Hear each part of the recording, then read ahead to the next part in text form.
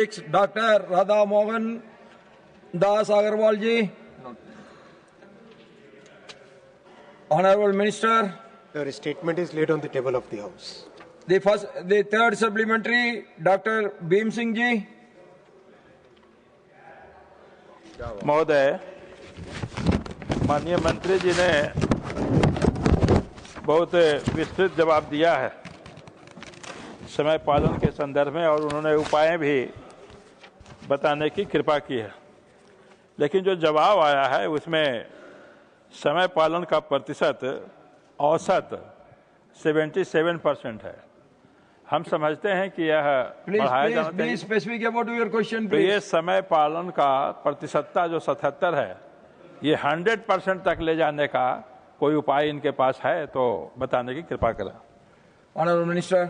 माननीय सभापति महोदय, पंक्चुअलिटी का जो मेजरमेंट होता है वो होता है कि कितनी गाड़ियां जो विद इन टाइम लिमिट है उसमें अराइव हुई, वो परसेंटेज।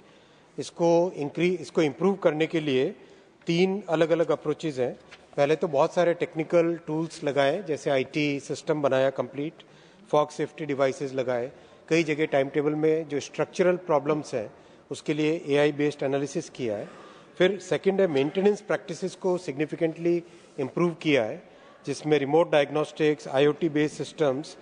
तीसरा सर, आईसीएफ से एलएचबी में जो कन्वर्जन हो रहा है कोचेस का, विच इज़ ऑलमोस्ट 90% से ज़्यादा कन्वर्जन हो चुका है, उसके कारण बहुत अच्छी रिलायबिलिटी बढ़ी है, क्योंकि LHB coaches are significantly more reliable compare to the ICF coaches.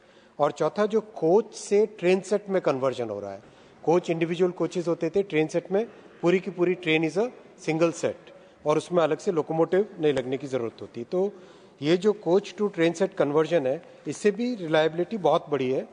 इन सब के ओवरऑल काम करने से, even though the traffic has increased substantially, आज करीब 25,000 गाड़ियां डेली चलती है रेलवे के नेटवर्क पे, फिर भी we are able to now achieve 24 divisions ऐसे हैं जिसमें 90% से अधिक पंक्चुअलिटी आ चुकी है, और 43 डिविजन्स हैं जिसमें 80% से अधिक है, 8 डिविजन्स है जिसमें 95% से अधिक पंक्चुअलिटी आ चुकी है। Madurai division, Jodhpur division, Hubli division, Bhavnagar, Kota, अहिजत नगर, रतलाम और अजमेर। ओवरऑल 77% है। आपकी बात सही है माननीय सांसद महोदय ने जो प्रश्न रखा कि हमें ये नंबर अभी कई यूरोपियन कंट्रीज के कंपेरेबल है, फ्रांस के साथ, जर्मनी के साथ, इटली के साथ ये कंपेरेबल नंबर है, लेकिन हमें असली बेंचमार्क जापान को मानना चाहिए, क्योंकि जापान में पंक्चुअलिटी का एक अलग ही पैमाना है और कई चीज़ें जापान की प्रैक्टिसेस की हम लोग अडॉप्ट भी कर रहे हैं। एक जो अभी अडॉप्ट किया, आपके माध्यम से मैं इस महान सदन को बताना चाहूँगा, जापान में 26 वीक्स की फॉरवर्ड प्लानिंग करते हैं मेंटेनेंस की।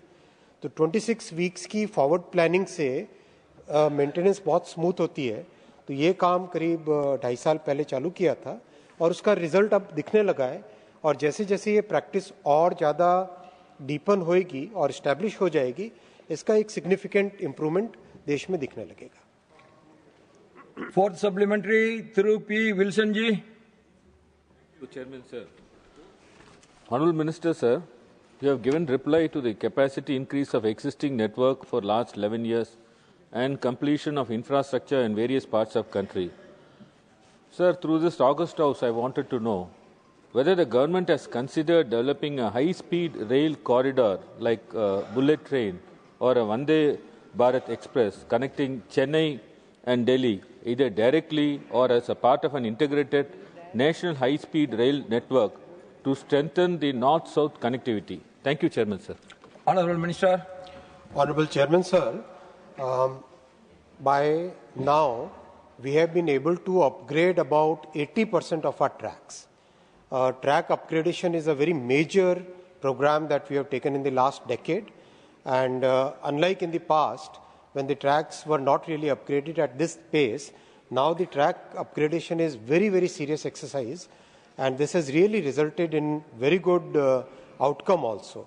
Today, about 79.7% or 79.8%, approximately 80% of the tracks are now upgraded to 110 kmph, and about 50% tracks are now upgraded to semi-high speed, the point that Honourable Member has raised. that is up to 130 kmph.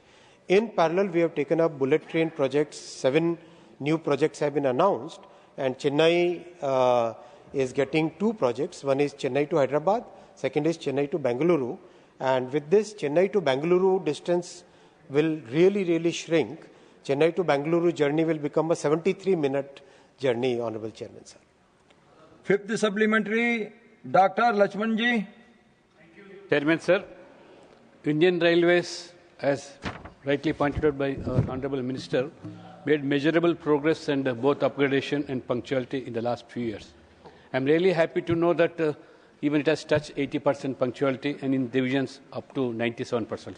Sir, through you, I would like to know from the Honorable Minister whether passenger-facing real-time punctuality dashboards and open data APIs will be introduced so researchers and the public can independently analyze delay causes and trends, sir. Thank you. Honorable member has asked a very important point, sir, and his suggestion is very valid. We have given the research work to IIT Mumbai, and IIT Madras is also doing some work on it. There are other researchers also who have been given the task to look at the entire timetable.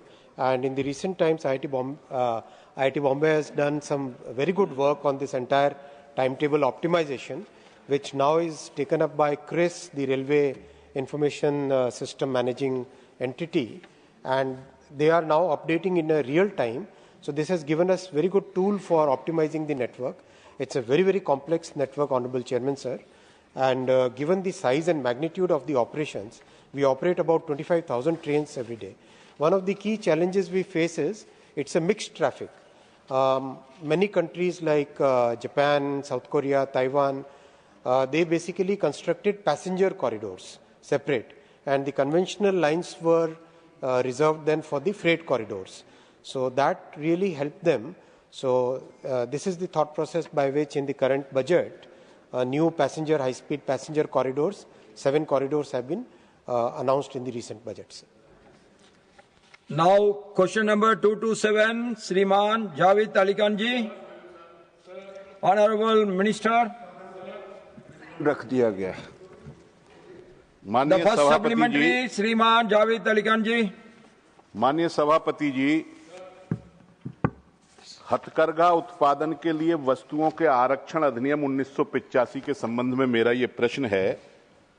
मैंने माननीय मंत्री जी से जो जानना चाहा था, मंत्री जी ने तो उसका बहुत अच्छा जवाब दिया है कि हथकरघा का एक्सपोर्ट बहुत बढ़िया हो रहा और इंपोर्ट बिल्कुल नहीं हो रहा। Please be specific about your question.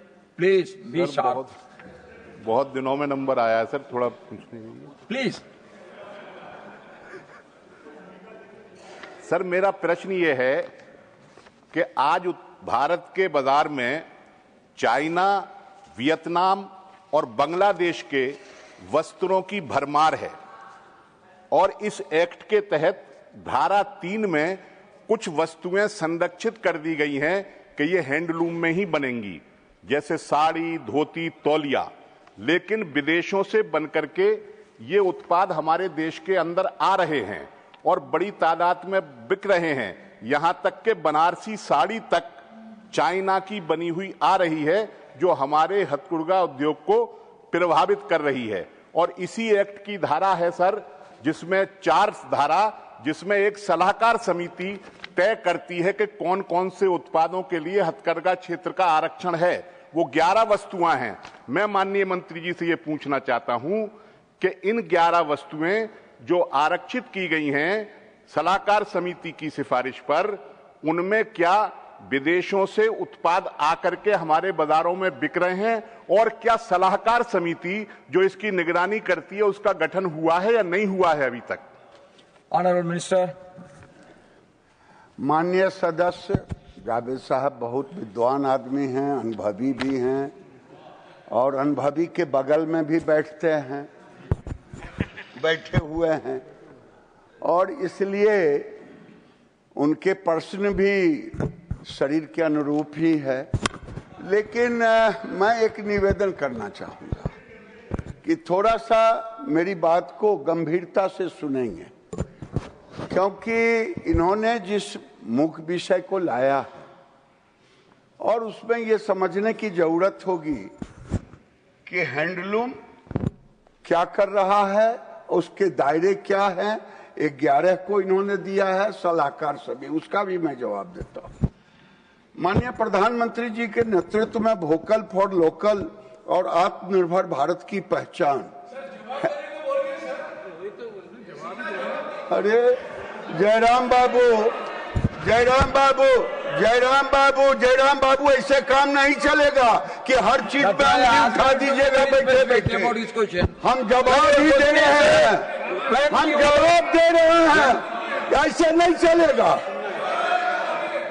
हम 15 मिनट तक सुनते रहेंगे। मिनिस्टर, 15 मिनट तक भाषण देंगे, आप वहां से Honorable Minister, please attach to the chair, please.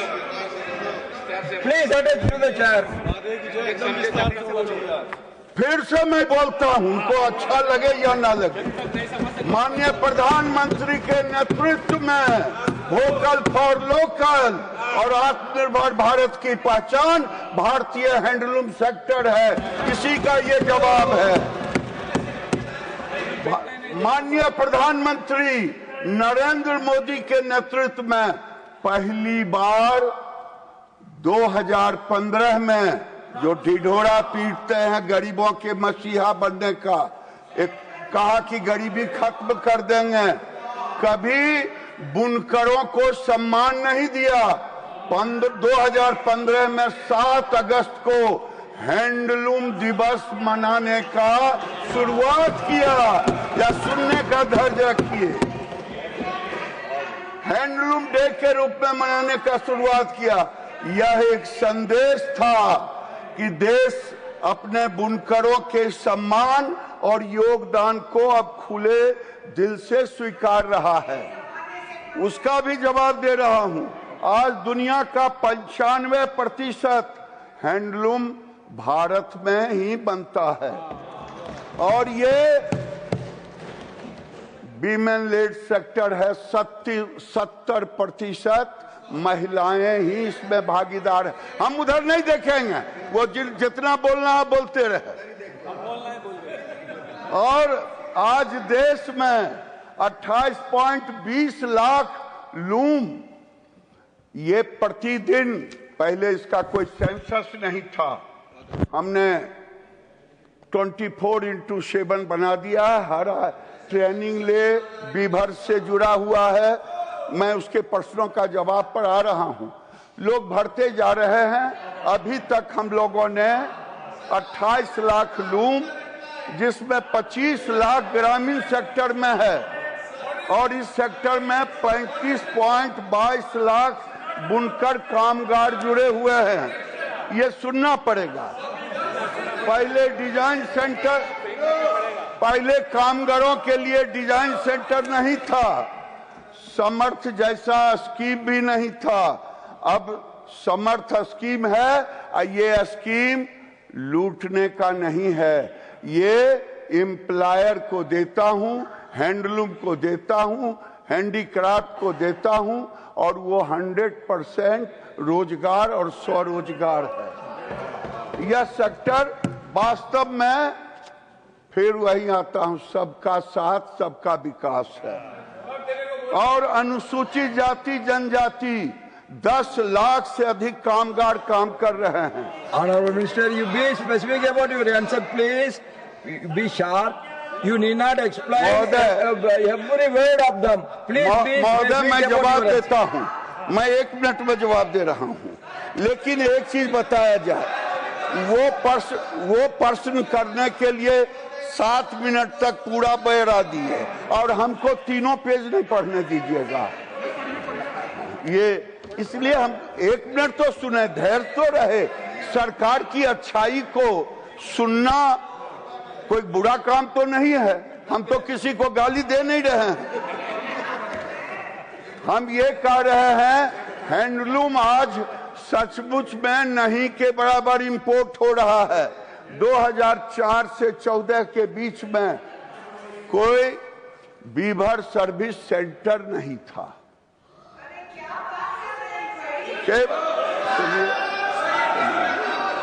केवल बीच में सर्वर सेट, अरे सुनिए तो, सुनिए, उड़किए मत। I will please take your seat. अरे मैं ये कह रहा हूँ सभापति महोदय कि 4 से 14 के बीच में कोई नया नहीं खोला। Please be sharp and हम तो please, ये कह रहे हैं, अब समझते नहीं हैं, ये सच्चाई है। we have to pass on to the second 14 के supplementary, बाद please. मोदी जी ने 4 2 6 नया। I will ask him to go for the second supplementary. You can answer, please, please. The second supplementary from Shriman Javed Ali Khan ji. Second supplementary.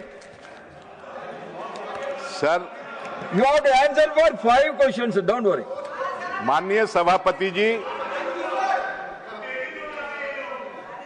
माननीय सभापति जी, मेरा अनुरोध है Please, आपसे, please, please. Be मैं कोई honorable. वाद विवाद नहीं कर रहा।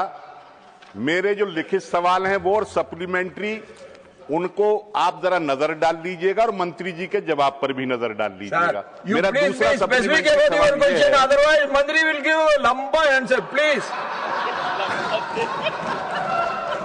सर 20 फरवरी 2026 पिछले महीने माननीय मंत्री जी के मंत्रालय ने एक कॉन्सेप्ट नोट सर्कुलेट किया है जिसमें 2030 तक $100 बिलियन का एक्सपोर्ट हथकरघा से करने की योजना है। वैसे तो ट्रेड डील पर सवाल लेते नहीं, लेकिन मैं ये पूछना चाहता हूं कि अमेरिका के साथ जो हमारी ट्रेड डील हुई है, जो अभी 18% का टैरिफ है, कल न जाने 50% हो या 60% हो, उसके चलते हुए ये $100 बिलियन का एक्सपोर्ट हथकरघा आइटम्स का करने की क्या योजना है मंत्री जी की, ये सवाल मैं पूछना चाहता हूं। और बांग्लादेश जीरो है, बांग्लादेश का टैरिफ जीरो है। Please, please. Honorable Minister. महोदय, मैं इनको एक एक चीज का जवाब देता हूं, लेकिन विद्वान लोग थोड़ा धैर्य से सुने। विद्वान लोग थोड़ा धैर्य से सुने। इन्होंने कहा कि क्या इनका है $100 बिलियन का। मैं सर्वप्रथम तो ये कहूंगा $100 बिलियन का टोटल टेक्सटाइल का है, टोटल टेक्सटाइल का है। इसलिए इसको भी अपने में शुद्ध कर ले कि हैंडलूम का नहीं है। अगर आपको किसी ने जानकारी दी है तो थोड़ा सा गड़बड़ कर दिया आपके साथ। आप जहां तक कह रहे हैं, मैं उनके एक्सपोर्ट को बढ़ाने के लिए, क्योंकि आज के जमाने में हैंडलूम के कपड़े और मिल के कपड़े से लोग कंपेयर करते हैं कि आप तो हजूर इसके जाने माने एक्सपर्ट रहे हैं आप इस, तो हम हैंडलूम को कोशिश कर रहे हैं कि नीश प्रोडक्ट में ले जाएं। अभी हमने 6 ऐसे बीभर सर्विस सेंटर हैं जिनसे 16 डिस्ट्रिक्ट है और देश में 29 बीभर सेंटर है, जिससे लगभग सारे डिस्ट्रिक्ट कवर होते हैं। वहां पर जब हमारे बीभर को ज्ञान होगा, उनको मार्केट मिलेगा, उनको मार्केट एक्सेस कर एक्सपोर्ट के लिए होगा। अभी कान खोल के सुने कि यूएस में और यूरोप में हम 2 जगह अपने एक्सपोर्ट प्रमोशन काउंसिल की मदद से, एसपीईसी पहला उसमें है, हब एंड स्पोक मॉडल पर जो हमारे छोटे छोटे बुनकर हैं, जो गारमेंट्स भी बना रहे हैं और भी कपड़े बना रहे हैं, उनके कपड़े सीधे वहां जाएगा उसके लिए कोई कंटेनर उनको बुक नहीं करना पड़ेगा, तो वहां उनको ट्रेनिंग दी जाएगी अप स्किलिंग का। और पहला लक्ष्य रखा है केवल ट्रेनिंग, डिजाइन सेंटर वहां है। डिजाइन सेंटर में उस स्टूडियो में उनको डिजाइनिंग भी सिखाया जाएगा।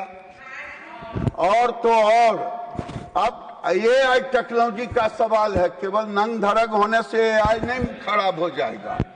लोग भले रहें नंग धड़क, लेकिन AI training Unparliamentary. If anything is unparliamentary, that will be removed.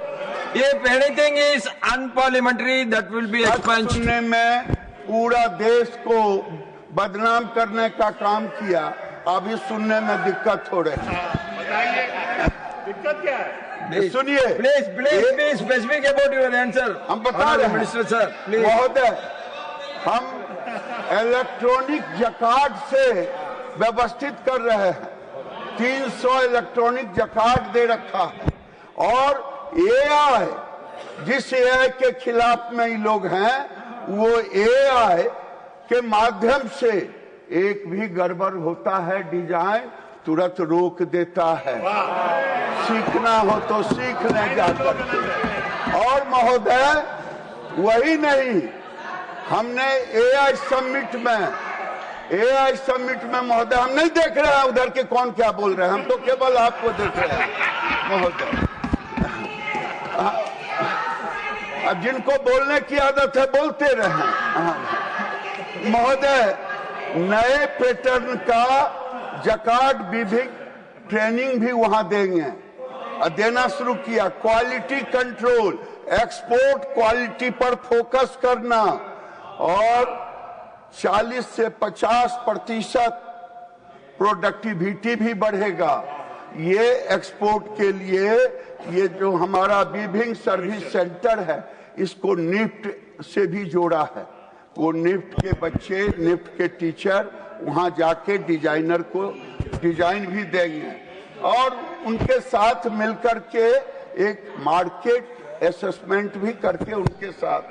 और NSPDC सूता भी इनको सूता भी दिया जाएगा। अब सूता को कैसे बोले, हम लोग सूतरी तो बोल नहीं सकते महोदय, याद बोल देता हूँ अंग्रेजी। Honorable Minister, 3 more supplementaries are there. Please, sir 3 more supplementaries are there. Sir तो हम NSDP के माध्यम से इनको यान देता हूँ, मार्केट लिंकेज भी करता हूँ, वैल्यू चेन इंटीग्रेशन पर फोकस भी करता हूँ। और तो और अगर कहें कि कहाँ कहाँ ये खोल रहे, आसाम में गुवाहाटी अभी ट्रायल में, उड़ीसा भुवनेश्वर, वेस्ट बंगाल में भी डायरेक्ट साहब चले गए। सबका साथ सबका विकास, हम इधर उधर नहीं करते। महाराष्ट्र, उत्तर प्रदेश, कर्नाटक। महोदय, मैं आपसे ये कहूं कि देश के अंदर हम टेक्सटाइल ट्रेड प्रमोशन 6 देश में जो एक्सपोर्ट हो रहा है, नए लोगों को हैंड होल्डिंग कर रहा हूं, ये मैं इनसे कह रहा हूं। Now, third supplementary, श्रीमान दिग्विजय सिंह जी। सर, माननीय मंत्री जी मेरे रिश्तेदार हैं, उनसे इतनी प्रार्थना करूंगा कि वे मेरा उत्तर सूक्ष्म दें। माननीय सभापति सर, मेरा उनसे प्रश्न ये है, केंद्र सरकार करोड़ों सैकड़ों करोड़ों के कपड़े खरीदती है, हमारा बैंडेज खरीदती है और ये सब हैंडलूम में बनते हैं। क्या माननीय मंत्री जी, आपके प्रधानमंत्री श्री नरेंद्र मोदी जी से आप अनुरोध करेंगे, आपकी कितनी चलती मुझे नहीं मालूम, लेकिन अनुरोध करेंगे क्या कि आप सरकारी खरीद में हैंडलूम और खादी का आरक्षण करें। Digvijay Singh ji, you also going to get the answer in the very longest So I speech. there was- Please be specific Sir, about your my question has come. Sir, my question. I Sir, think my one question has question come. will take the whole Sir, question. he hour, claims please. to be my relation, so I'm I asking know him to give him, a and you direct, also know him. direct action. So you have to be very specific. Sir, specific question Otherwise, is. he will give you reply for Sir, every words. my question is very specific, sir. Will honorable minister prevail upon his honorable prime minister to reserve purchase of handloom and khadi cloth in government usage? Will he do that, sir? This is my question. That is your question. Thank you, sir. Honorable Minister. And sir, let me also remind him, the Handloom Protection Act came in 1985 when Congress party was in government. Honorable Minister.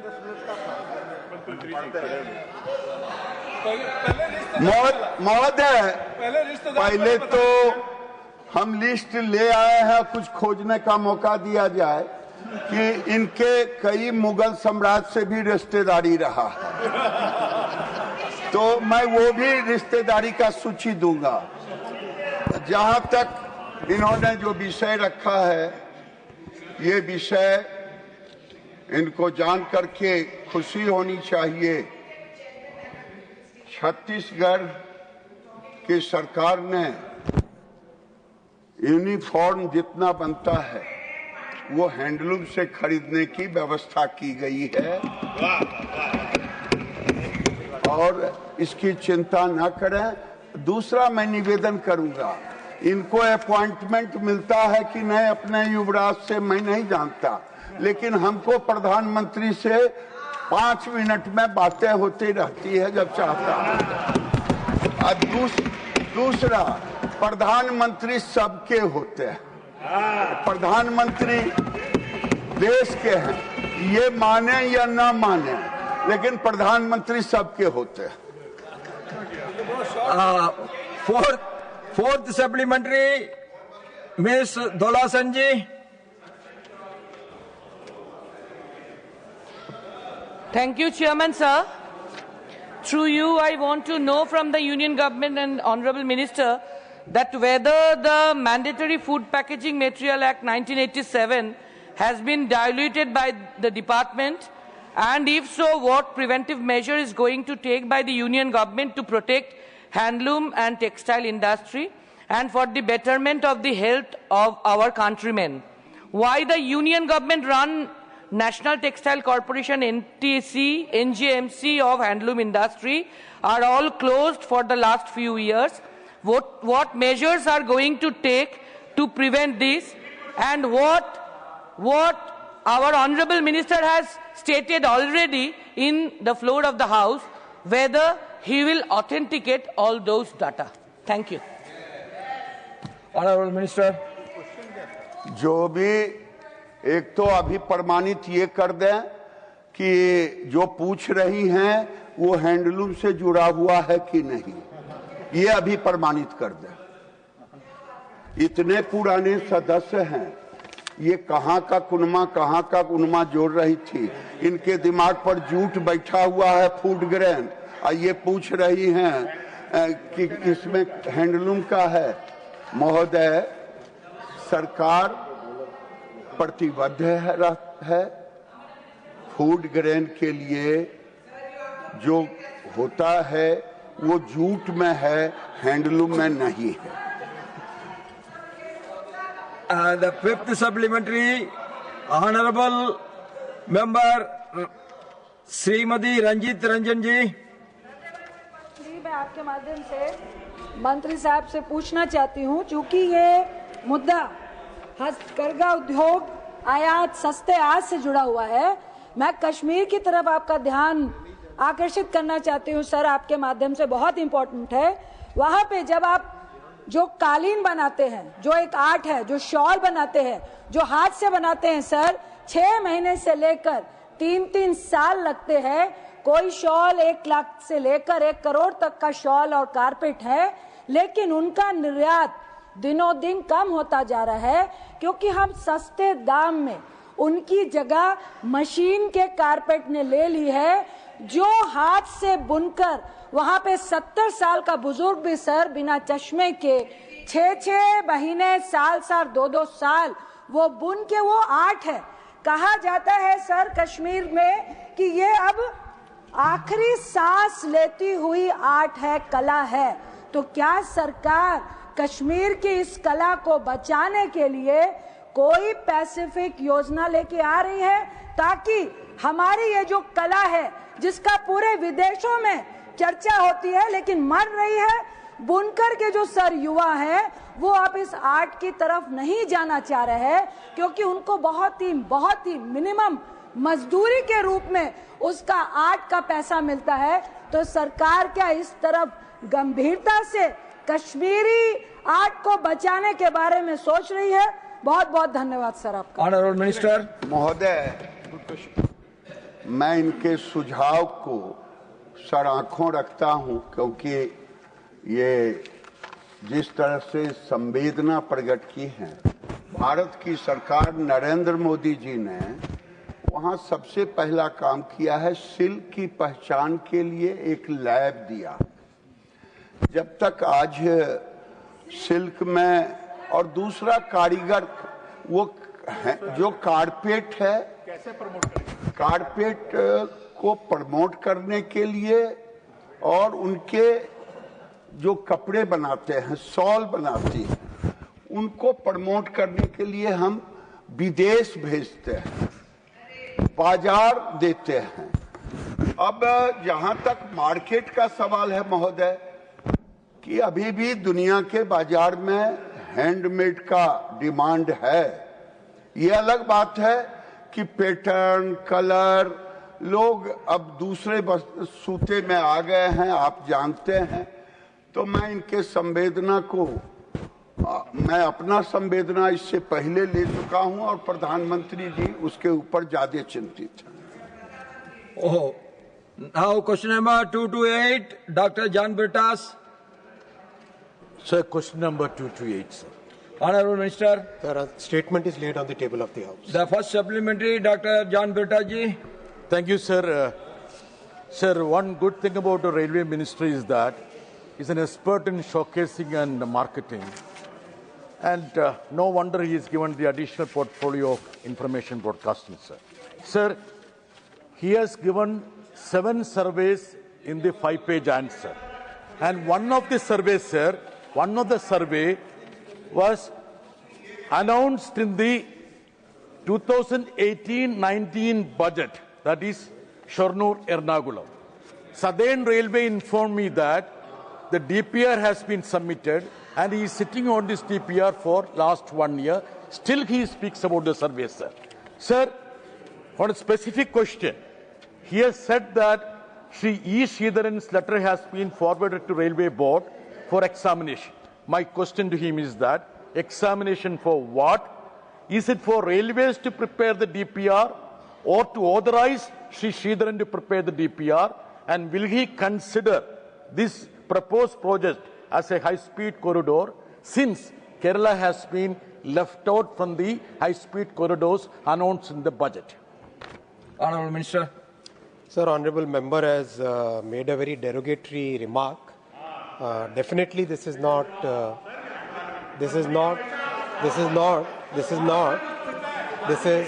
please, he takes it. This is. Honorable Minister is answering. He is capable of answering to every word of him. You please don't worry about it. I would like to give a very specific answer to his question. Dr. Sridharan has given a proposal. I have the proposal with me. This, and I would like to also commend and appreciate the services of Dr. Sridharan.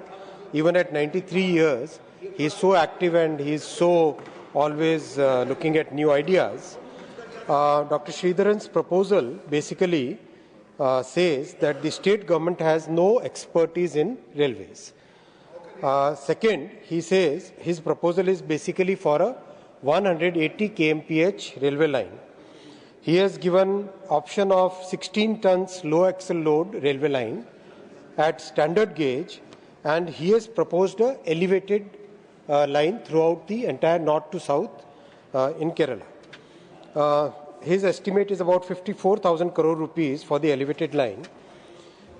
We have examined it in full detail. We are actually, we intend to call him very soon for discussions on this proposal.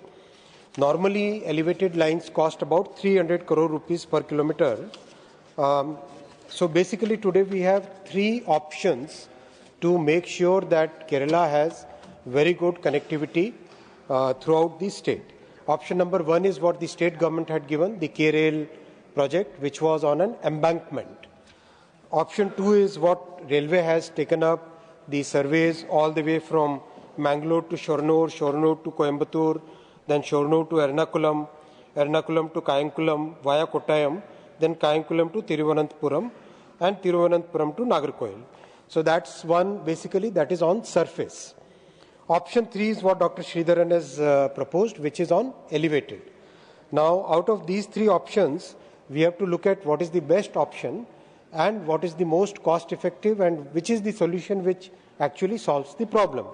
The real issue is not that, sir. The real issue is that between Congress and left, there is a very interesting alliance.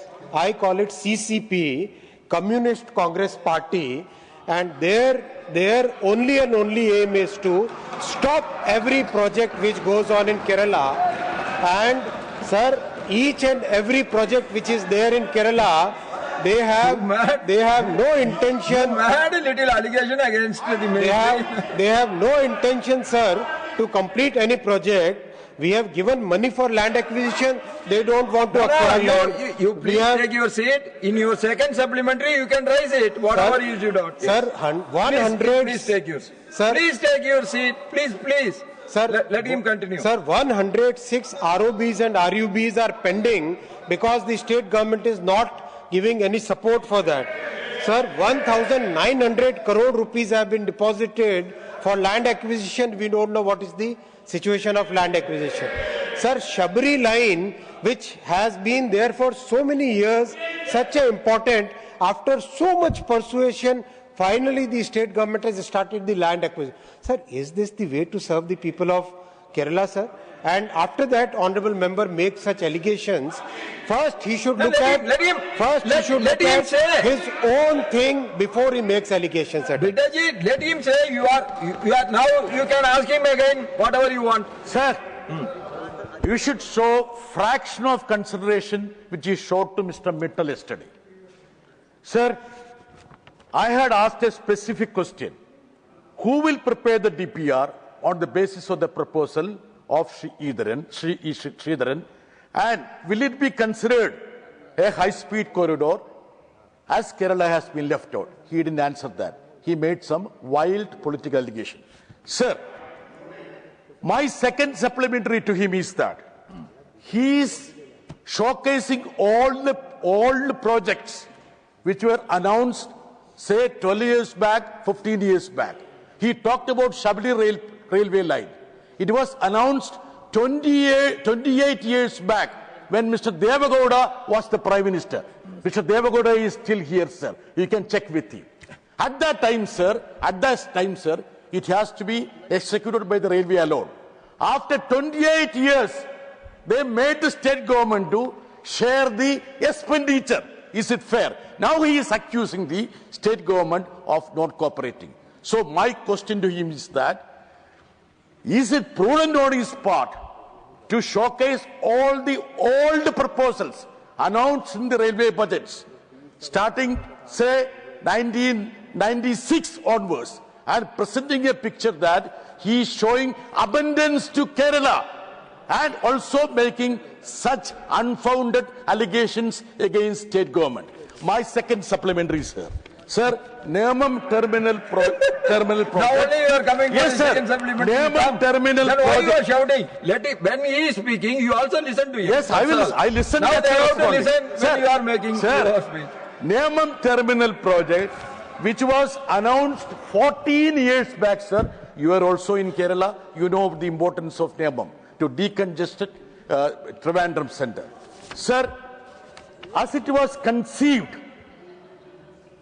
5 pit lines and 10 stabling lines. That was part of the project. Now he has drastically reduced it. What is it, sir? Just 2 pit lines and 3 stabling lines. In effect, what he has done is that virtual dismantling of the project's core purpose. My specific question to him is that, will he restore the project which was conceived and announced 14 years back? Honorable Minister. A very learned friend has actually proved his own point. The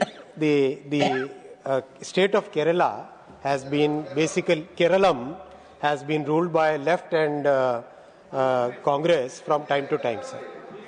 Congress and left, sir, one by one. Sir, that is why, sir, I call it CCP, Communist Congress Party. That is why, sir, for 25 years, which Honorable Deve Gowda ji approved, that project today Honorable Prime Minister Narendra Modi ji is completing. Because, sir, this unholy alliance of Congress and left has absolutely no intention of doing any development work in Kerala, sir. That is why, sir, that is why it is taking so many years to do projects, sir.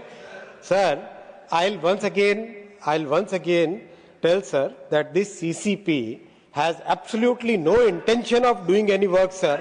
But sir, Prime Minister Shri Narendra Modi ji is very clear. That is why he has given funds. That is why, sir. Sir, you have to be very specific about your question. You are giving long speech, so he has to answer for everything of you. You also know why the projects get delayed in Kerala. You know very well. Sir, let him complete. Honorable Chairman, sir, I have given a very specific answer that there are 3 options now. Out of these 3 options, whichever is the best option between the 3, technically as well as economically, that option has to be taken forward. And it's a technical discussion, sir. So the technical people are examining it. I have given a very clear, specific answer to honorable member, sir. Regarding the second point about NEMAM, very clearly, sir, I want to ask the CCP alliance, whether in their 60 years of rule, did they even sanction 1 pit line in NEMAM, sir? 0, sir. 0. And today, sir, we have taken up complete expansion of Thiruvananthapuram, entire capacity expansion of Thiruvananthapuram. NEMAM is in the north, sir. Then NEMAM, Kochuveli and Thiruvananthapuram. Sorry. All these 3 stations, this entire region, we have taken up the capacity increase work. And NEMAM, the work is going on at a very good pace.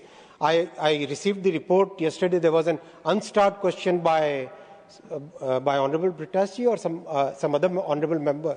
So there was an unstart question about that. So I got a full progress report on NEMAM. The project is progressing very well.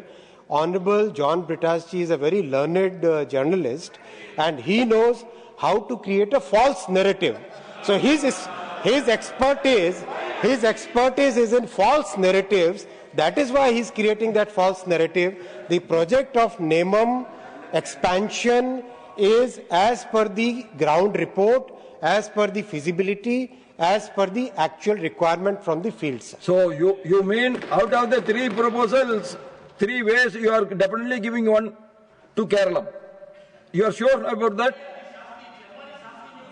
Sir, 3 estimations have been given. Already, sir. After going through the technicalities and the economical feasibility, you are assuring that one will be implemented. Honorable Chairman, sir, already, as this House knows, Kerala has, the budget for Kerala has increased 8 times. Now, 1 second, sir. Sir, please. Why? If you don't allow me to. Let him answer now. Sir, all these projects that we have taken up and we have completed, sir, we have done with full sincerity, and every work that we take up, Honorable Prime Minister's absolute focus on railways. that has actually given good results throughout the country, which many honorable members keep tell. Thank you, Minister. Thank you, Minister. Thank you so much. The third supplementary, Dr. Fauziya Khanji. Thank you, sir. Sir, does the preliminary examination of this proposal include an independent assessment of land acquisition costs, displacement projections, and environmental impact, particularly given that any alignment would pass through ecologically sensitive zones? If not, at what stage is such assessment envisaged? And will it be made public before any in-principle approval? The centre's stated policy prioritizes Vande Bharat and semi-high-speed upgrades on existing corridors over greenfield high-speed projects outside the Mumbai-Ahmedabad corridor, sir. How does this proposal fit within this policy framework? And has the ministry assessed whether targeted speed upgrades and new rolling stock of the existing coastal route could deliver comparable travel time reductions at a fraction of the cost before committing to greenfield evaluation, sir? Honourable Minister. Honourable member has asked a question whether we are going to make an assessment of the land acquisition cost, the environmental cost, the cost of displacement, and whether the other options have been taken into consideration. My short answer is yes. We are assessing everything in a very independent manner, and as I said very clearly, we are taking into consideration all the three options before any final decision is taken. Fourth supplementary, Srimati Sudha Murthy ji. No, sir. I have not. 228. Question number 228. You are going to ask? No, sir. Or shall I call somebody else? Because I don't think I can. Anyway, sir, I want to know regarding railways. No, what I'll support the right cause. Okay? I'm a nominated person. For me, both are equal. Country is more important. Okay. No. Sir, I want to ask you, railway, this is connected with the railways. Sir, is it with the railways which I have asked? Okay. Sir, in railways, I'm asking the minister, your main earning is through freight, and that is true through coal. In case the coal business comes down over a period of time, it will come down, then how will you manage that? I wanted to know your income, because it is mainly based on coal transport. Thank you, sir. Sir, honourable member has asked a very relevant question, even though it is totally unconnected with the existing question. But I would like to give a very short answer that yes, there is a lot of effort going on in diversifying the cargo basket. We have taken up very big reform recently where we have introduced a new cement container tank so that cement cargo can increase. Now we are working on a salt container in the recent times.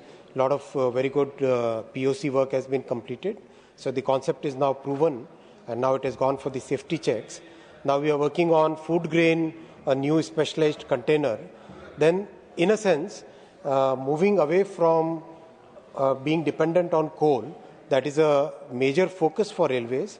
And in that, the parcel cargo, container cargo, food grain cargo, fertilizer cargo, cement cargo, steel roll, steel coils, and then automobiles, manufactured machines. These are many of the items which we are focusing on, and the approach is basically to have very specialized solutions for those cargoes. The fifth supplementary, Shriman Mayank Kumar Nayak ji. Somnath sir,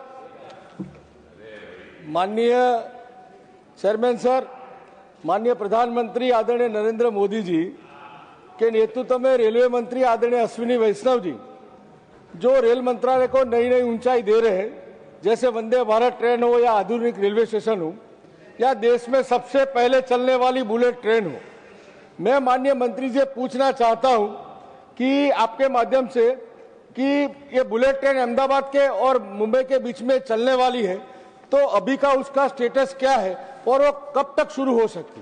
thank you sir. Honourable minister.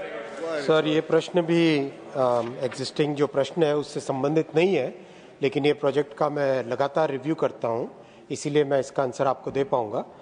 Sir, Mumbai से अहमदाबाद की जो पहली bullet train corridor है उसकी progress बहुत अच्छी है। इसमें जो गुजरात का सेक्शन है उसमें लैंड एक्विजिशन शुरू से स्टार्ट हो गया था।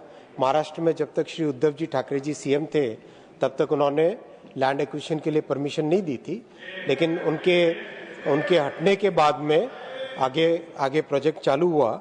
आज सर करीब foundation 352 kilometre, piers 352 kilometre, girder casting 342 kilometre, girder launching 331 kilometre, track bed construction 152 kilometre, OHE mast का इरेक्शन 121 किलोमीटर और स्टेशंस 8 वापी, बिलीमोरा, सूरत, भरूच, आनंद, वडोदरा, अहमदाबाद, साबरमती, इनका काम कंप्लीट होने पे आया है सर। फिर महाराष्ट्र में फाउंडेशन 77 किलोमीटर्स, पियर 67 किलोमीटर्स, गर्डर कास्टिंग 9 किलोमीटर्स और स्टेशंस में थाने, विरार और बोईसर तीनों प्रोजेक्ट पे चल रहा है। और जो मुंबई में बीकेसी का जो अंडरग्राउंड स्टेशन है उसमें भी बहुत तेजी से काम चल रहा है। मैंने 4 बार जाके उसको विजिट भी किया है। और जो अंडर सी टनल है सर उसमें भी काम चल रहा है बहुत तेजी से। अंडर सी में भी वो भी भारत की पहली अंडर सी टनल होगी। पहली अंडर रिवर टनल बनी कोलकाता में और ये पहली अंडर सी टनल होगी देश की। इसका प्रोग्रेस बहुत अच्छा है सर। और अभी हाल ही में जापान के प्राइम मिनिस्टर ऑफिस से जो टीम डेलीगेशन आया था उन्होंने भी फील्ड विजिट किया। They were also very satisfied with the work and this is going to be a major change in the way of people travel sir. जो नए corridor approve हुए हैं उन कॉरिडोर से भी बहुत सिग्निफिकेंट चेंज आएगा। जैसे मुंबई से Pune will become a 48 minute journey, Chennai to Bengaluru will become a 73 minute journey, Pune to Hyderabad will become less than 2 hours journey. तो इस तरह से बहुत एक सिग्निफिकेंट चेंज आएगा सर।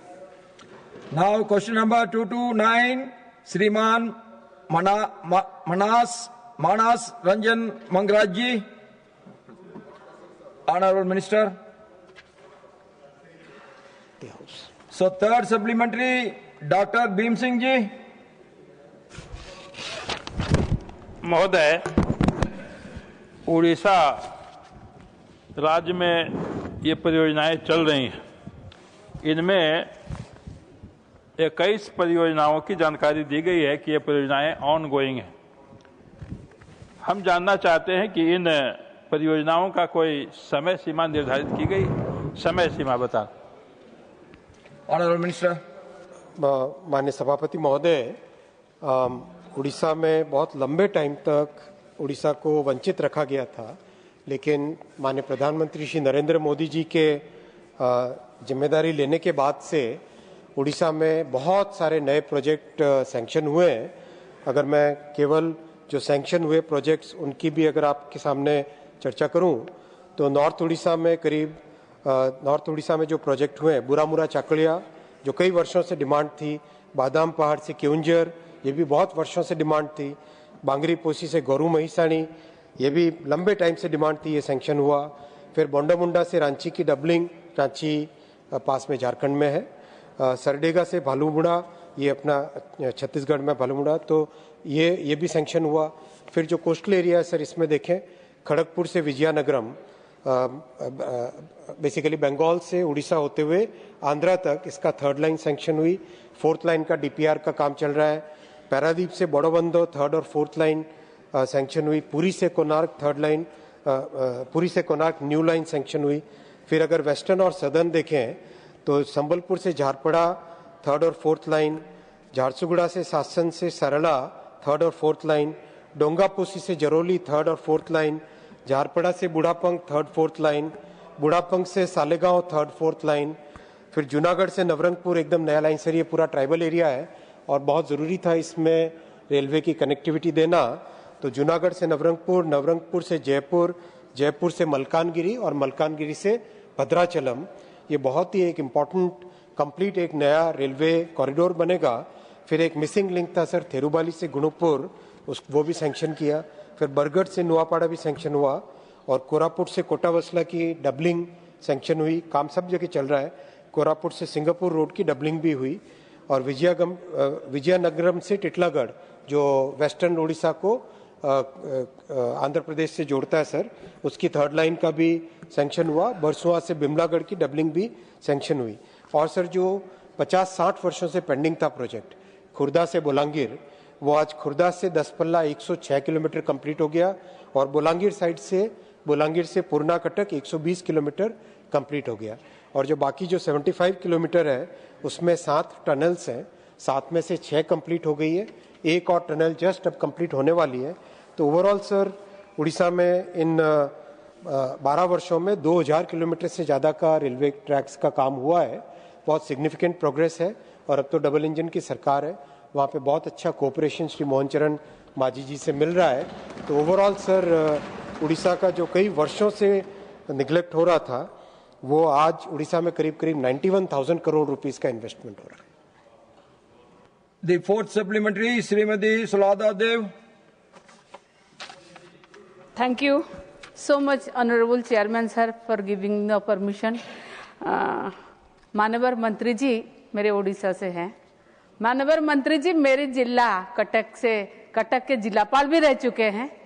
उनको उड़ीसा की भौगोलिक स्थिति मालूम है, उनको बोलने का जरूरत नहीं है। और किस तरह से प्रॉब्लम ये भी मालूम है क्योंकि वो कटक में जिलापाल थे। कटक और भुवनेश्वर 2 ट्विन सिटी है, क्योंकि वो वहाँ कटक में हॉस्पिटल्स है और हाई कोर्ट है और भुवनेश्वर हमारा उड़ीसा का राजधानी है।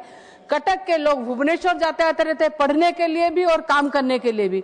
हमारी पूर्व मुख्यमंत्री मेरे नेता नवीन पटनायक ने 2024 1 जनवरी को मेट्रो रेल के लिए 26 किलोमीटर का कटक और भुवनेश्वर ट्विन सिटी मेट्रो के लिए फाउंडेशन स्टोन ले किए थे 6,255 करोड़ का 20 स्टेशंस को लेके। वो आज तक डबल इंजन हो गया। वो प्रोजेक्ट कहाँ है? वो प्रोजेक्ट कोल्ड स्टोरेज में है या वो लोगों को मिलेगा? क्योंकि मैं इसीलिए बोले हूँ, सार को सब कुछ मालूम है उड़ीसा के बारे में। बहुत लोगों को बहुत परेशानी हो रही है।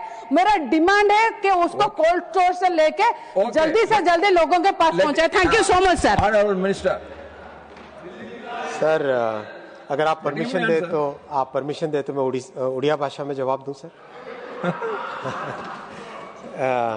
सर, मान्यवर सांसद महोदय जो विषय कही कटकरू भुवनेश्वर मेट्रो प्रोजेक्ट से विषय जानवा कहवा चाहूँगी सर जे कटक और भुवनेश्वर प्रकृति में गोटे ट्विन सिटी भाया अच्छी। आ कटक गोटे जुगे जुगे गोटे प्राचीन सहर अच्छी, तार परंपरा ता ऐतिह्य से सहर जहाँ कल्चर अच्छी से कल्चरटा गोटे यूनिक कल्चर अच्छी। आ Bhubaneswar being the capital of the state sir, Bhubaneswar और कटक को निश्चित भाव कनेक्शन पाई बहुत गुड़ाए प्रोजेक्ट टेकअप करा जाइछि। रिसेंटली गोटे highway 4 lane highway separate bypass करिकी एक्जिस्टिंग हाईवे को गोटे पैरेलल करिकी नुआ गोटे हाईवे सैंक्शन होइछि। एबे गोटे नुआ रेलवे लाइन सैंक्शन होउछि जो गोटे रैपिड रेल नमो भारत रेल चला जाई पारिबो। Frequently every half an hour कटकरू भुवनेश्वर गोटे ट्रेन चला जाई पारिबो। से बड़ी व्यवस्था डबल इंजन सरकार करुछि।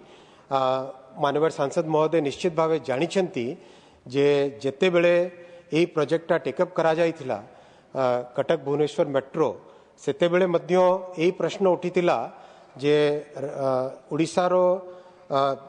ओडिशा सम्मान पई आ ओडिशा पई जहाँ सबुठारु भलो सॉल्यूशन हो से ही टेकअप करा जाऊ। जहाँ मोस्ट कॉस्ट इफेक्टिव सॉल्यूशन हो सेटा ही टेकअप करा जाऊ। कॉस्ट इफेक्टिव सॉल्यूशन रे एट सरफेस जदि करा जाए ताहले सेटा कॉस्ट इफेक्टिव हुए। एलिवेटेड जरा जदि करा जाए पाखापाखि 300 कोटी टंका किलोमीटर पीछा लगे। आ सरफेस रे करा जाए हेले 30 कोटी टंका भितर काम हो जाए।